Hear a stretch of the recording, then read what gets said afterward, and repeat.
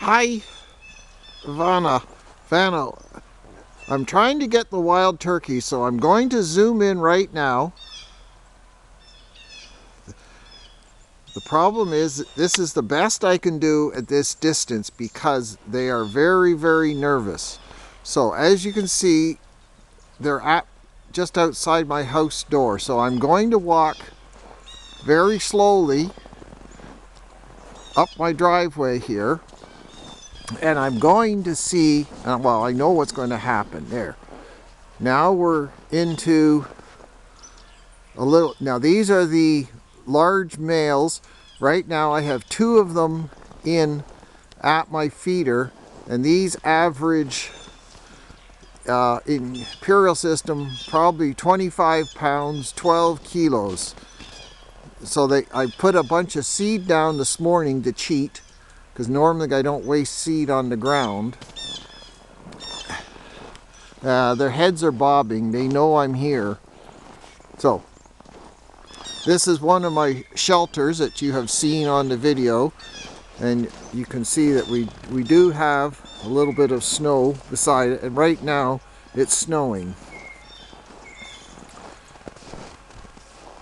I don't know if the turkeys are still here or they've left. So what I'm going to do is I'm going to come up between the two shelters, and I know what likely is going to happen. There. That's going to be about the best shot I can get of the turkeys. Now, there they go. They're doing what they always do. They walk away. Yeah, now they've gone back into the forest. Now normally I've had on average about 10 turkeys will come at one time. So back to what goes on here in Ontario.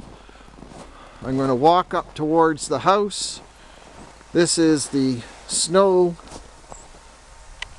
I brushed off the one brown shelter that was yesterday, and I scraped it away with the snow with the tractor because I cleaned up in anticipation of the snowstorm that's coming.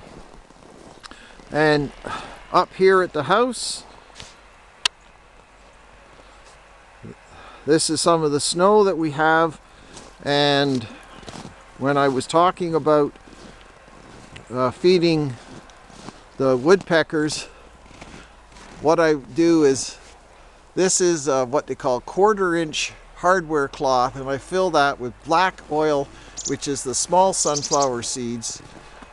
Coming around here, that's the feeder, which is a mesh, and I fill that up with peanut butter.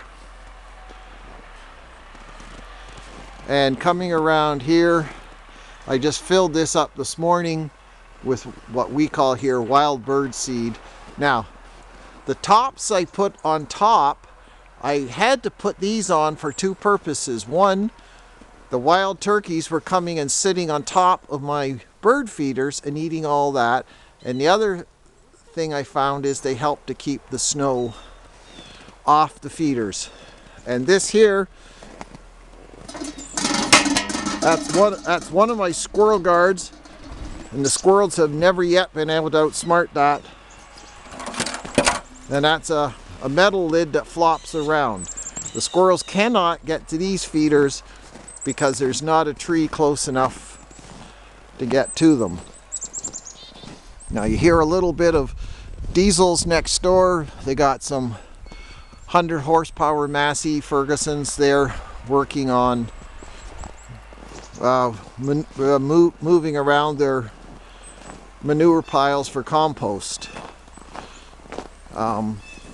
So I don't know what my run time is yet. I'm going to try to keep it fairly short. And I had just plowed yesterday. Unfortunately, I'm sorry for the extreme bounciness, but I'm trying to make this and walk all at the same time. These are my two shelters of the big ones that I re-tarped them and used in what we call, from our suppliers here, haystack tarps.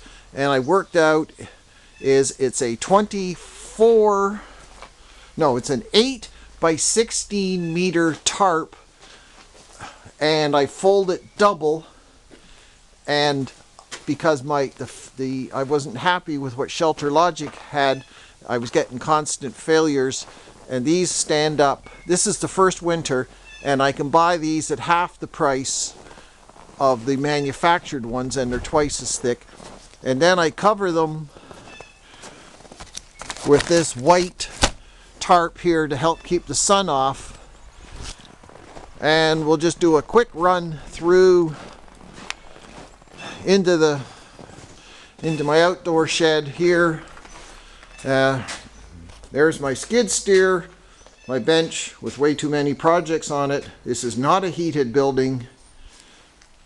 And over on this side, between all my other projects, there's the Kubota, and there's about 7 attachments for there, and it's a snowblower, of which I don't use. And this is my 5-foot wide hydraulic blade. And of that, so I will say goodbye, or hee, I think I'm saying it right, and Kitos for watching from Ontario, Canada here. This is Craig speaking. Thanks a lot.